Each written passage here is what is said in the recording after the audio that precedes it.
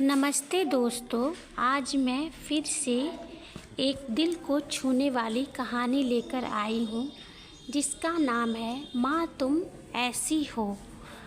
आप सब ज़रूर सुनिएगा इस कहानी को। विमल बहुत परेशान था। उसे समझ में नहीं आ रहा था कि वो इस परिस्थिति से कैसे निपटे। वो अपनी माँ को बहुत चाहता था, किंतु उसकी पत्नी और बच्चे उसकी माँ से बहुत दूर भागते थे क्योंकि उसकी माँ की एक आँख नहीं थी। साथ ही उसकी कमर 90 डिग्री पे झुकी हुई थी।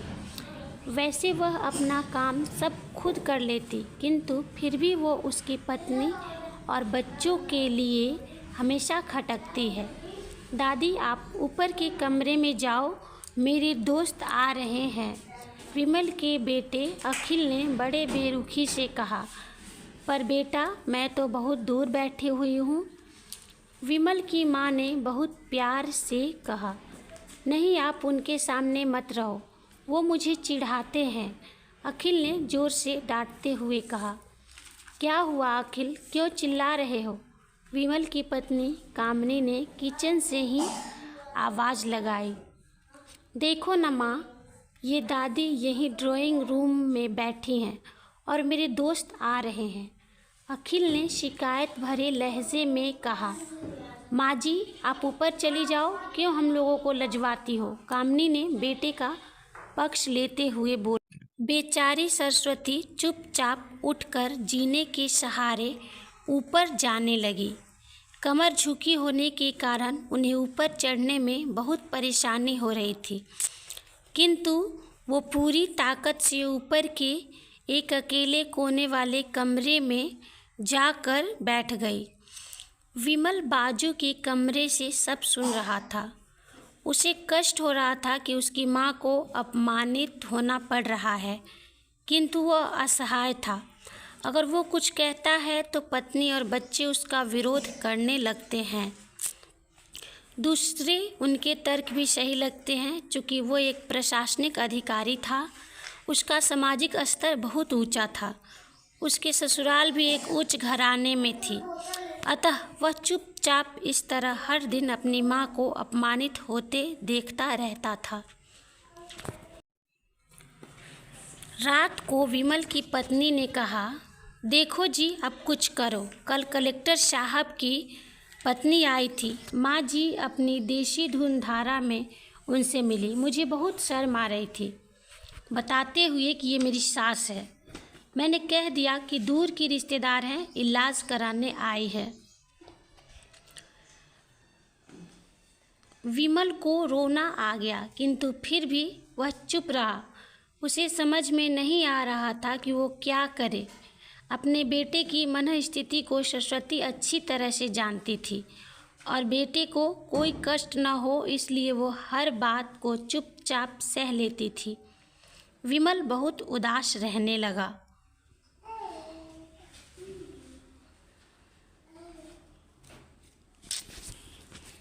एक तरफ परिवार और सामाजिक स्तर पर जीने की प्रतिबद्धता थी और दूसरी ओर माँ। आखिर माँ से अपने बेटे की यह हालत नहीं देखी गई।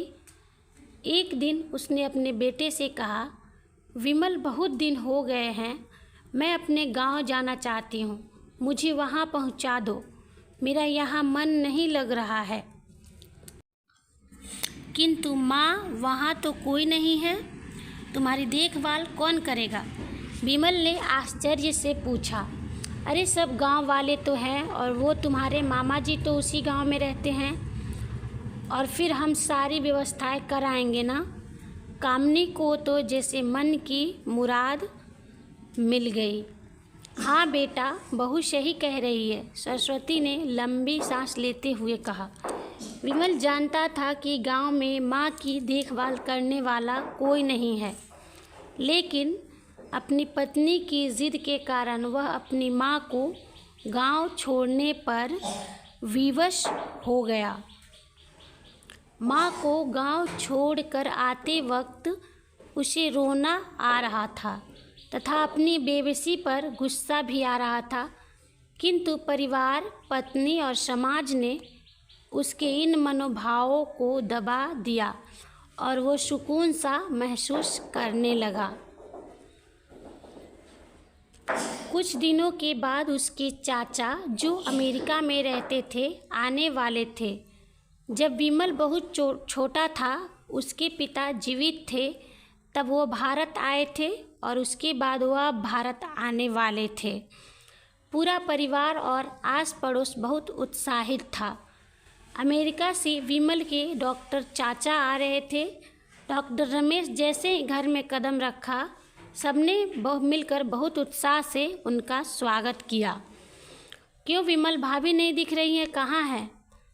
डॉक्टर रमेश ने उत्सुकतापूर्वक पूछा। जी वो गांव में रहती हैं, यहाँ उनका मन नहीं लगा, कामनी ने सपाट लहजे में उत्तर दिया। डॉक्टर रमेश ने विमल की ओर देखा तो विमल ने अपनी आंखें झुका ली। डॉक्टर रमेश सब समझ गए, बोले कल हम भाभी से मिलने गांव चलेंगे सब लोग। दूसरे दिन सभी लोग गांव के घर में पहुँचे। देखा कि सरस्वती को बहुत तेज बुखार है और वो पलंग पर असहाय पड़ी है। डॉक्टर रमेश दौड़कर सरस्वती के पास गए, उनके पैर छूकर रोने लगे। सरस्वती की ये हालत उनकी कल्पना से परे थी। वाह बेटा विमल, तूने तो नाम उजागर कर दिया। अपनी माँ की ये हालत देखकर तुझे तो शर्म भी नहीं आ रही है? डॉक्टर रमेश ने विमल को लगभग डांटते हुए कहा। नहीं देवर जी, विमल का कोई दोष नहीं है, मैं खुद गांव आई थी। सरस्वती ने अपने बेटे का बचाव किया। मुझे सब पता है। भाभी आप चुप रहो। आज तुम जिस सामाजिक स्तर पर हो वो इन्हीं के संघर्षों की देन है। और बेटा विमल, तुम्हें शायद मालूम न हो कि बचपन में जब तुम 1 साल के थे, तब छत से नीचे गिरने के कारण तुम्हारी एक आँख फूट गई थी और तुम्हारी रीढ़ की हड्डी में भी समस्या थी। जब तुम्हारी माँ, इस कुरूप माँ ने अपनी एक आँख और अपना बोन मैरो तुम्हें देकर इतना सुंदर स्वरूप दिया है। कामनी बेटा, इतने सालों तक संघर्ष करके बेटे को प्रशासनिक अधिकारी बनाने वाली इस संघर्षशील औरत की तुम लोगों ने यह दशा कर दी। तुम्हें ईश्वर कभी माफ़ नहीं करेगा।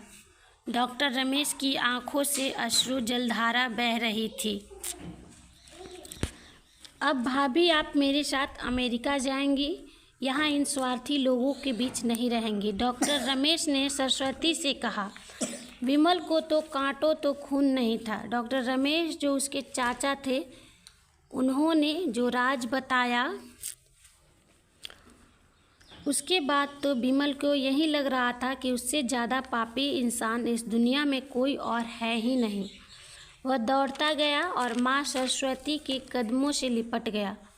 माँ, मेरा अपराध अक्षम्य है, मैं जानबूझकर चुप्पी साधे रहा, आपका अपमान करवाता रहा। अब सिर्फ आप ही उस घर में मेरे साथ रहेंगी और कोई नहीं। विमल ने अग्नि दृष्टि से अपनी पत्नी और बच्चों को देखा।